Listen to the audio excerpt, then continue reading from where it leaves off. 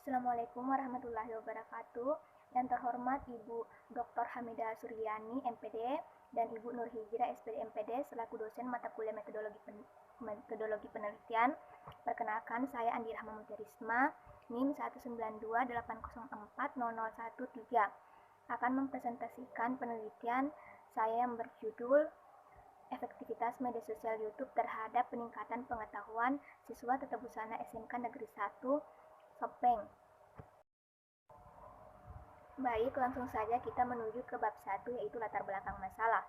Masyarakat modern saat ini hampir tidak mungkin tidak terkena paparan media. Disadari atau tidak, media dengan segala kontennya hadir menjadi bagian hidup manusia.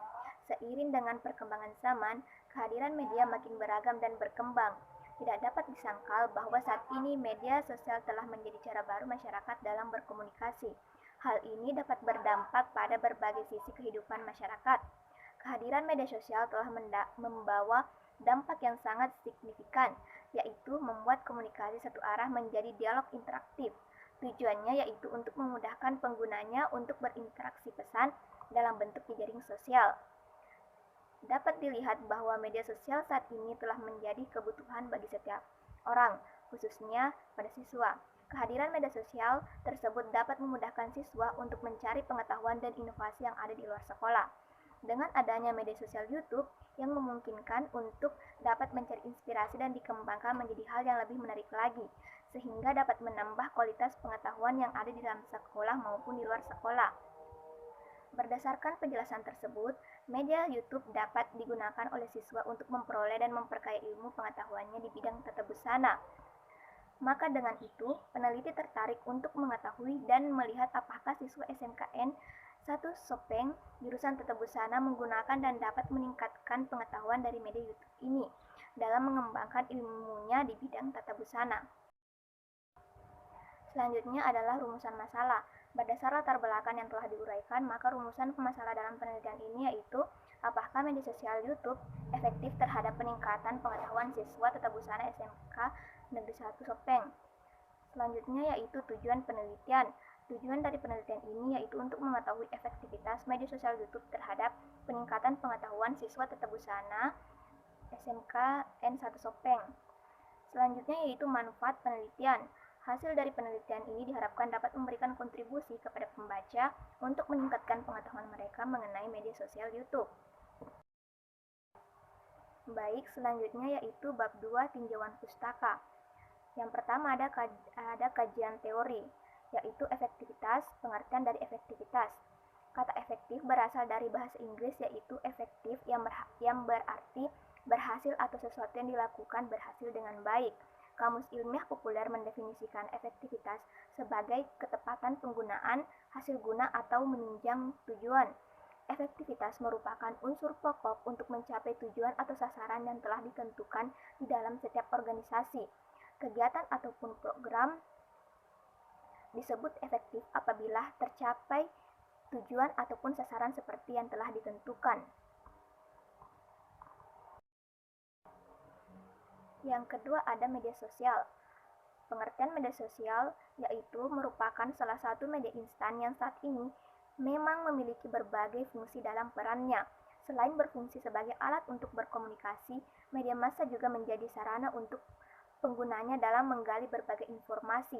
Definisi media sosial tidak serta-merta merupakan gagasan yang tidak berdasar yang dikemukakan oleh para ahli tersebut.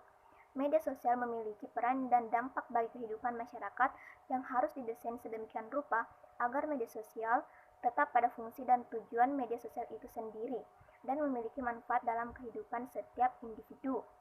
Teknologi web baru memudahkan semua orang untuk membuat dan yang terpenting menyebarluaskan konten mereka sendiri.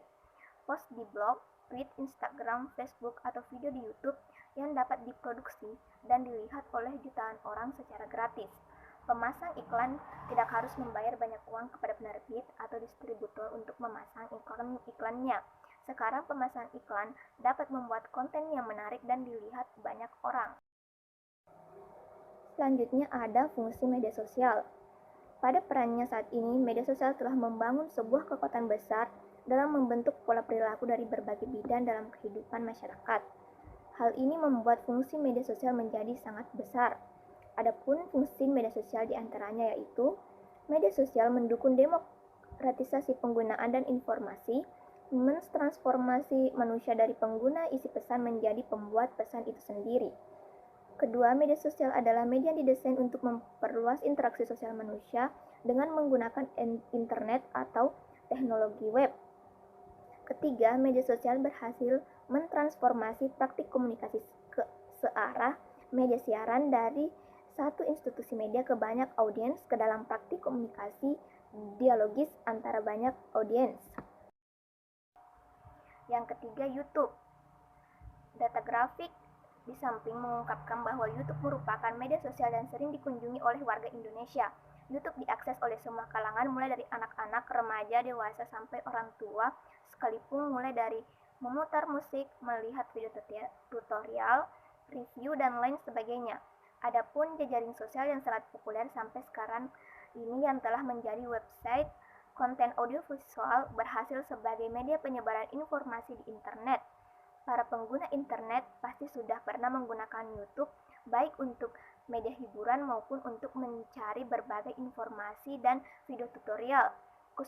Kesuksesan YouTube di dunia internet juga memacu banyak perusahaan untuk membuat channel khusus di YouTube. Selanjutnya yaitu ada kelebihan YouTube. Yang pertama yaitu potensial, yaitu YouTube merupakan situs yang paling populer di dunia internet saat ini yang mampu memberikan pengaruh pada pendidikan. Yang kedua yaitu praktis, yaitu YouTube mudah digunakan dan dapat diikuti oleh semua kalangan termasuk siswa dan guru. Ketiga yaitu informatif, yaitu YouTube memberikan informasi tentang perkembangan ilmu pendidikan, teknologi, kebudayaan, dan lain-lain. Yang keempat ada interaktif, yaitu YouTube memfasilitasi kita untuk berdiskusi ataupun melakukan tanya jawab, bahkan mereview sebuah video pembelajaran. Yang kelima ada ekonomis, yaitu YouTube gratis untuk semua kalangan. Berdasarkan penjelasan di atas, maka peneliti berpendapat bahwa keunggulan YouTube untuk membantu pembelajaran sangatlah praktis dengan memberikan informasi ilmu yang lebih serta dapat diakses secara gratis. Nah, selanjutnya yaitu ada kerangka pikir. Kerangka pikir adalah suatu bentuk kerangka berpikir yang dapat digunakan sebagai pendekatan dalam memecahkan masalah. Biasanya kerangka penelitian ini menggunakan pendekatan ilmiah dan memperlihatkan hubungan antara variabel dalam proses analisisnya. Konsep utama dalam penelitian ini adalah efektivitas media sosial YouTube terhadap peningkatan pengetahuan siswa Tata Busana SMK Negeri 1 Sopeng. Kerangka berpikir ini dapat dilihat pada slide yang ditampilkan pada video. Selanjutnya yaitu bab 3 metode penelitian. Yang pertama yaitu jenis penelitian. Penelitian dengan judul efektivitas media sosial YouTube terhadap peningkatan pengetahuan siswa Tata Busana SMK N1 Sopeng menggunakan pendekatan deskriptif kualitatif. Metode penelitian kualitatif ialah penelitian yang bermaksud untuk memahami fenomena tentang apa yang dialami oleh subjek penelitian. Secara empiris untuk jenisnya peneliti menggunakan penelitian lapangan. Penelitian kualitatif berhubungan dengan ide, persepsi, pendapat, atau kepercayaan orang yang diteliti dan semuanya tidak dapat diukur dengan angka. Data yang diperoleh digambarkan dengan kata-kata atau kalimat untuk memperoleh kesimpulan, sehingga jelas dalam penelitian ini peneliti menggunakan teknik analisis data deskriptif kualitatif. Selanjutnya yaitu definisi konsep. Adapun yang menjadi definisi konsep dalam kerangka konsep di atas yaitu satu, efektivitas dalam penelitian ini adalah siswa mendapatkan apa yang menjadi tujuan dari siswa sebagai pengguna YouTube. Yang kedua, media sosial YouTube merupakan sebuah media sosial berupa unggahan video, gambar, dan video dengan mengkategorikan item-item unggahan sehingga memudahkan pengguna untuk melakukan pencarian dan mencari tutorial tata busana yang dapat membantu seseorang mencari apa yang diminatinya. Yang ketiga yaitu pengetahuan, adalah semua yang berhubungan tentang tata busana seperti pecah pola, desain busana, payet, sulaman, siluet, motif, dan aksesoris. Selanjutnya yaitu informan dan narasumber. Dalam penulisan ini, penulis menentukan informan yaitu siswa tata busana SMK N1 Sopeng. Selanjutnya yaitu sumber data. Data pada penelitian ini diperoleh dari wawancara, yaitu mengajukan beberapa pertanyaan kepada narasumber yang berkaitan dengan objek penelitian. Selanjutnya yaitu teknik pengumpulan data. Teknik pengumpulan data yang peneliti terapkan yaitu teknik wawancara mendalam. Wawancara adalah percakapan dengan maksud tertentu yang dilakukan oleh dua pihak, yaitu pewawancara dan yang mengajukan pertanyaan, dan terwawancara yang memberikan jawaban atas pertanyaan itu.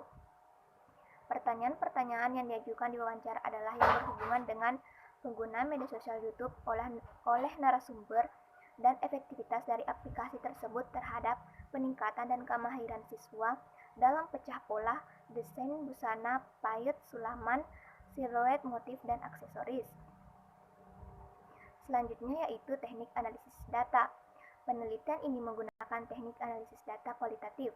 Menurut Bogdan dan Biglen, analisis data kualitatif adalah upaya yang dilakukan dengan data, mengorganisasikan data, memilah-milahnya menjadi satuan yang dapat dikelola, mencari dan menemukan pola, menentukan apa yang dapat diceritakan kepada orang lain. Untuk proses analisis data model ini ada 3 proses, yaitu yang pertama yaitu reduksi data, merupakan suatu proses pemilihan, pemusatan perhatian pada penyederhanaan, pengabstrakan, dan transformasi data kasar yang muncul dari catatan-catatan tertulis dari lokasi penelitian. Reduksi data ini berlangsung secara terus-menerus selama kegiatan penelitian berorientasi kualitatif berlangsung. Yang kedua yaitu penyajian data, merupakan sekumpulan informan tersusun yang memberi kemungkinan adanya penarikan kesimpulan dan pengambilan tindakan. Yang ketiga yaitu penarikan kesimpulan. Dalam proses ini adalah membuat pernyataan atau kesimpulan secara bulat tentang suatu permasalahan yang diteliti dalam bahasa yang deskriptif dan bersifat interaktif. Baik, sekian presentasi yang dapat saya sampaikan. Apabila ada kesalahan mohon dimaafkan. Wabillahi taufiq wal hidayah. Wassalamualaikum warahmatullahi wabarakatuh.